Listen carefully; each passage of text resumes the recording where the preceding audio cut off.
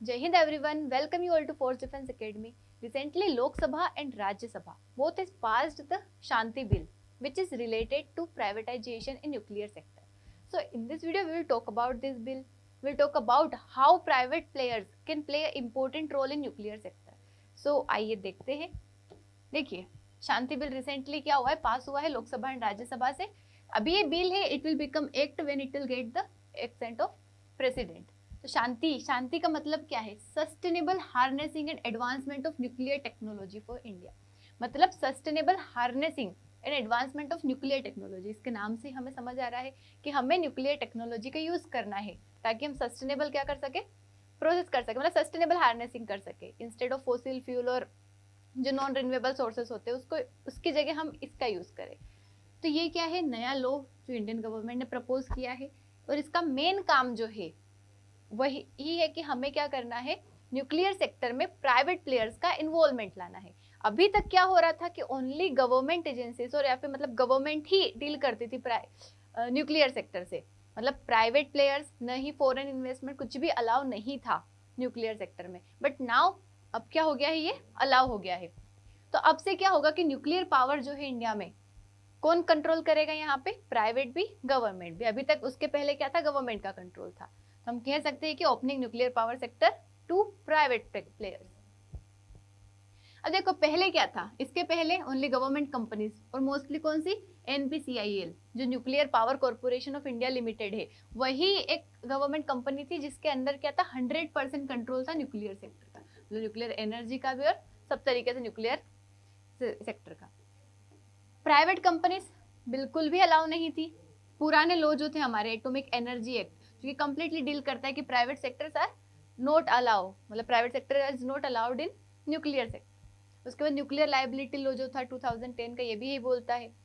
ये जो लॉ थे, इन्होंने क्या बता दिया था कि इन्वेस्टमेंट जो है डिफिकल्ट रहेगा, मतलब ना फॉरेन इन्वेस्टमेंट, न ही कोई प्राइवेट प्लेयर का इन्वेस्टमेंट. जो भी इन्वेस्टमेंट होगा वो सिर्फ गवर्नमेंट का होगा अगर हम न्यूक्लियर एनर्जी में, न्यूक्लियर सेक्टर में इन्वेस्ट करना चाहते हैं. टेक्नोलॉजी पार्टनरशिप, ये भी रिस्की था. और साथ ही न्यूक्लियर एक्सपांशन जो था हमारा बहुत कम हो रहा था. तो इस वजह से अभी क्या किया है, प्राइवेट को भी इसमें इंक्लूड किया गया है. अब देखिए, what will be the change which this bill can take. मतलब कौन कौन से ये बिल, मतलब कौन कौन से चेंजेस जो है which this bill can break. तो एंट्री ऑफ प्राइवेट कंपनी, सबसे पहले हमने देख ही लिया कि प्राइवेट कंपनीज की एंट्री हो जाएगी. बिल्ड न्यूक्लियर पावर प्लांट, मतलब इंडियन प्राइवेट कंपनी सब बना पाएगी न्यूक्लियर पावर प्लांट, ऑपरेट कर पाएगी और उन्हें मेंटेन भी कर पाएगी. उसके साथ ही मनी इन्वेस्ट कर सकती है, टेक्नोलॉजी भी इन्वेस्ट कर सकती है, बट स्ट्रिक्ट गवर्नमेंट रेगुलेशन के साथ. ऐसा नहीं है कि पूरी तरीके से अगर दे दिया है तो 100% जैसे चाहे जो करना चाहे वो सब कुछ कर लेगी, ऐसा नहीं है. Under strict government regulation. Limited foreign investment, मतलब फॉरेन इन्वेस्टमेंट जो है वो भी इसमें लाया गया है. अब पहले क्या था, फॉरेन कंपनीज अलाउ नहीं थी. हमारा कुछ सेक्टर है जिसमें फॉरेन इन्वेस्टमेंट अलाउ नहीं है, तो उसमें एक न्यूक्लियर सेक्टर भी था. बट अभी क्या हुआ है, फॉरेन कंपनीज को भी अलाउ कर दिया, लेकिन कैसे, या तो इंडियन कंपनीज के थ्रू या ज्वाइंट वेंचर के थ्रू. Foreign companies are directly not allowed कि ये डायरेक्टली आके अलाउ, मतलब इन्वेस्ट कर सकती है. सेंसिटिव न्यूक्लियर मटेरियल जो रहेगा फिर भी गवर्नमेंट कंट्रोल में ही रहेगा, सेंसिटिव चीजों में नहीं अलाउ किया जाएगा. इवन मिलिट्री कॉम्बैट पर्पज से भी जो न्यूक्लियर वेपन्स बनाए जाते हैं वहां पे भी अलाउ नहीं रहेगा, नहीं प्राइवेट पर्सन का, नहीं प्राइवेट पर्सन का, मतलब नहीं फॉरेन पर्सन का, नहीं प्राइवेट का. उसके बाद स्ट्रोंगर न्यूक्लियर रेगुलेटर. देखिए, एटॉमिक एनर्जी रेगुलेटरी बोर्ड जो है ये बनाया गया है स्टेट्यूटरी और independent body which look after this. किस तरीके से वर्क हो रहा है यहाँ पे, मतलब कुछ गलत तो नहीं हो रहा है. ये इंश्योर करेगी, किस चीज को इंश्योर करेगी, सेफ्टी को. क्योंकि देखिए, न्यूक्लियर एनर्जी का यूज करना मतलब एक रिस्क वाला काम है, बड़ा काम होता है. अगर थोड़ी भी मिस्टेक हुई, कुछ भी गलती हुई, तो बड़े लेवल पे क्या हो सकता है, डिस्ट्रक्शन हो सकता है. तो इसका यूज करना काफी डिफिकल्ट होता है, इसीलिए प्राइवेट को पहले अलाउ नहीं किया गया था. मतलब गवर्नमेंट इसके पीछे सब कुछ देखती थी. सेफ्टी इंश्योर करना सबसे जरूरी है, जो कि ये बॉडी करेगी, जो कि बनाई गई है. रेडिएशन का कंट्रोल करना और इमरजेंसी रिस्पॉन्स जो है, इन चीजों के लिए इस पर्टिकुलर बॉडी को बनाया गया है, which would look after it. If we talk about the main provisions of the Shanti Bill, so first one is, as we all have seen, that private companies are allowed in civil nuclear energy.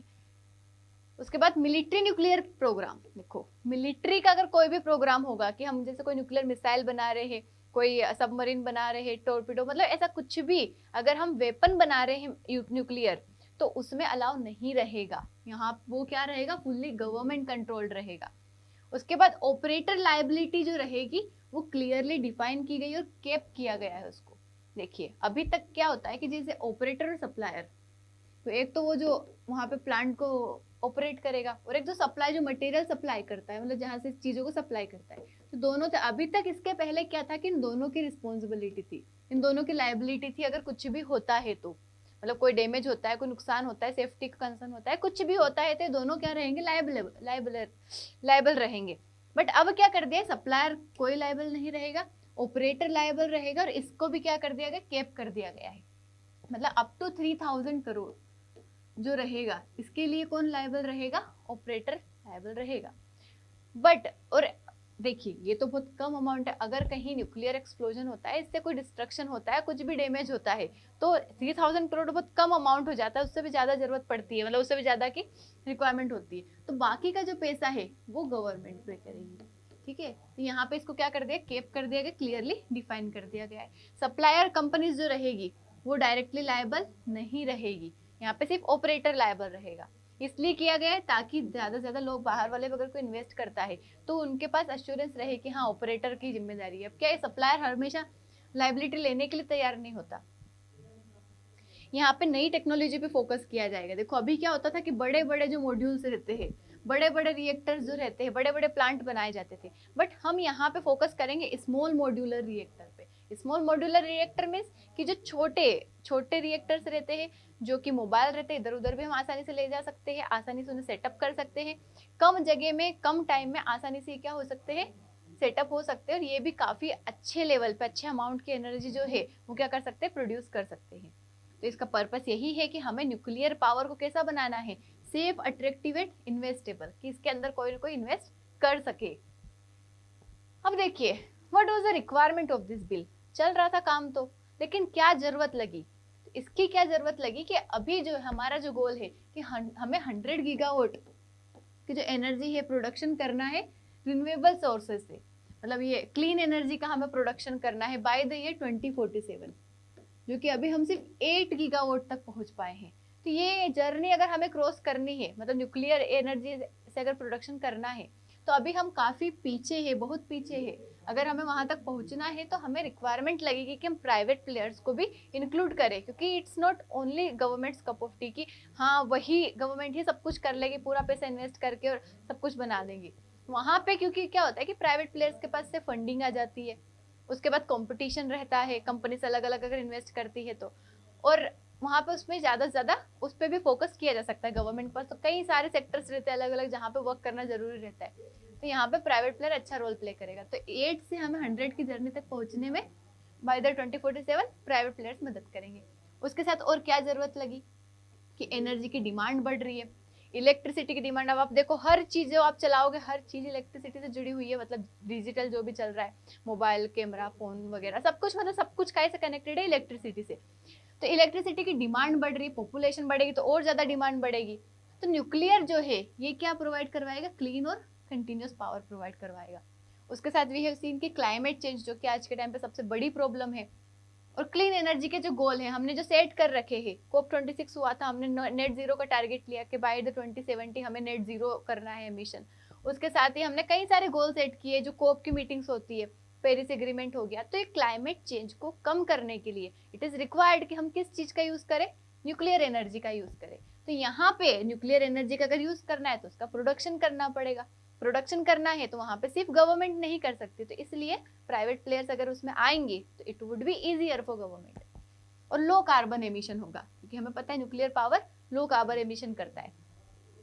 Government alone पूरे तरीके से funding नहीं कर सकती, क्योंकि काफी ज्यादा expensive होते हैं, कम कॉस्ट में नहीं होता है, तो प्राइवेट इन्वेस्टमेंट यहाँ पे जरूरी है।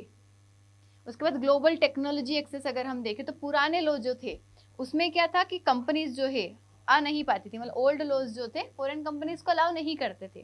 तो नया लॉ जो है उसने अलाइन किया है इंडिया को इंटरनेशनल न्यूक्लियर रूल्स के साथ, मतलब हमने अभी जो है अपने इंटरनेशनल जो एक लॉ बनते हैं, रूल्स बनते हैं, उसके साथ हमने अलाइन करके बनाया है। तो if you talk about the benefits, तो पहला क्या बेनिफिट रहेगा कि फास्टर न्यूक्लियर पावर एक्सपांशन होगा, ऑब्वियसली रिलायबल इलेक्ट्रिसिटी मिलेगी 24/7, और लेस डिपेंडेंस रहेगी कोल पे, क्योंकि कोल क्या है, नॉन रिन्यूएबल है, एक टाइम पे जाके खत्म हो जाएगा वैसे भी। उसके बाद इकोनॉमिक बेनिफिट्स अगर हम देखें तो इन्वेस्टमेंट यहाँ पे क्या होगा, ज्यादा होगा, जॉब क्रिएशन होगी, ज्यादा से ज्यादा लोग जुड़ेंगे, उसके साथ ही ग्रोथ होगा इंडियन मैन्युफैक्चरिंग और इंजीनियरिंग फॉर्म्स का। टेक्नोलॉजिकल अगर बेनिफिट देखें तो एक्सेस होगा हमारा मॉडर्न रिएक्टर डिजाइन, जैसे हम एसएमआर की बात करें, स्मॉल मॉड्यूलर रिएक्टर्स की, हमने एलएमआर लार्ज मॉड्यूलर रिएक्टर को रिप्लेस करके हम इसकी बात कर रहे हैं, इसमें नई टेक्नोलॉजी का हम क्या कर रहे हैं यहाँ पे यूज कर रहे हैं। इनोवेशन आ रहा है न्यूक्लियर सेफ्टी और एफिशिएंसी में, मतलब हम चीजों को और अच्छा करने की कोशिश कर रहे हैं, but there are some challenges और concerns which are associated with it. वो क्या है? First one is safety concern.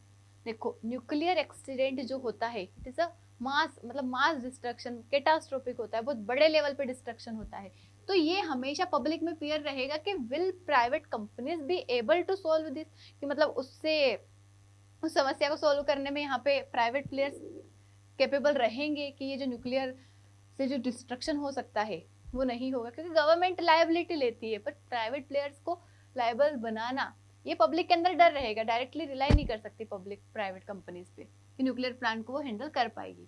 उसका लायबिलिटी इशू, कई सारे लोग कहते हैं कि लायबिलिटी केप्स जो है वो अकाउंटेबिलिटी को कम कर देगी, कि जो हमने केप लगाई है लायबिलिटी की ऑपरेटर के ऊपर, वो अकाउंटेबिलिटी कम कर सकती है। हो सकता है विक्टिम्स, मतलब जिसका डिस्ट्रक्शन और डैमेज हो, उसको पूरी तरीके से कंपनसेशन ना मिले अगर एक्सीडेंट बहुत बड़े लेवल पे हुआ है।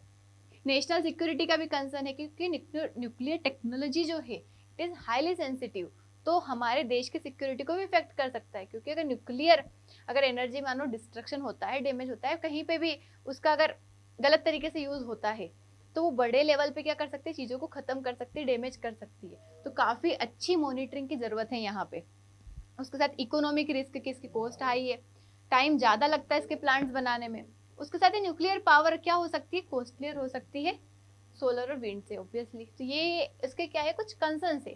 बट गवर्नमेंट ने किस तरीके से सेफ गार्ड किया इस बिल को, क्योंकि कंसर्न है बट गवर्नमेंट ने फिर भी उसको कहीं अच्छी तरीके से मतलब उसको बनाने की कोशिश की। जैसे लाइसेंस की प्रोसेस काफी स्ट्रिक्ट है, मतलब हर किसी को लाइसेंस नहीं मिल जाएगा प्राइवेट प्लेयर को कि हाँ गए और डायरेक्ट अपना न्यूक्लियर प्लांट स्टार्ट कर दिया, वहां पे क्या रहेगा, स्ट्रिक्ट लाइसेंस की पॉलिसी रहेगी। उसके साथ ही स्ट्रॉन्ग रेगुलेटरी सुपरविजन रहेगा, जो रेगुलेटरी बोर्ड हमने देखा है AERB, तो वो क्या करेगा, यहाँ पे अच्छी तरीके से रेगुलेशन करेगा, ऐसे ही किसी को भी अलाउ नहीं कर देगा, और प्रॉपर मॉनिटरिंग होगी उसकी। देन सेंसिटिव एक्टिविटीज जो है अभी भी किसके साथ है, गवर्नमेंट के पास है, मतलब ऐसा नहीं है कि हर सेक्टर में हर जगह प्राइवेट प्लेयर या फॉरेन मतलब कंपनीज आ सकती है, सेंसिटिव चीज गवर्नमेंट के पास रहेगी। इमरजेंसी के रूल्स प्रॉपर बनाए गए हैं पहले से ही, और कंटिन्यूअसली सेफ्टी का ऑडिट होगा। प्राइवेट का पार्टिसिपेशन होगा, लेकिन सेफ्टी के साथ कॉम्प्रोमाइजेशन नहीं होगा, यही इस बिल का क्या है, मेन गोल है। शांति बिल जो है हमने देखा है एक मेजर रिफॉर्म है इंडिया की न्यूक्लियर पॉलिसी में, ये अलाउ कर रहा है प्राइवेट पर्सन, मतलब प्राइवेट का पार्टिसिपेशन। इसके क्या होगा, क्लीन एनर्जी बढ़ेगी, इन्वेस्टमेंट ज्यादा आएगा और टेक्नोलॉजी का बूस्ट होगा, हम नई नई टेक्नोलॉजी का यूज करेंगे। बट सक्सेस काई पे डिपेंड करेगी, जब उसका रेगुलेशन सही से होगा, सेफ्टी एनफोर्समेंट सही से रहेगा, पब्लिक का ट्रस्ट रहेगा। तो it is not, we can't say it's not full privatisation but controlled participation, control करके, ऐसा नहीं हर सेक्टर में अलाउ कर दिया हमने, सब मतलब जैसे लाइक मिलिट्री, कॉम्बैट, वेपन्स, वहां पे अलाउ नहीं किया है। That's all about it, I hope समझ आया होगा। थैंक यू सो मच, जय हिंद।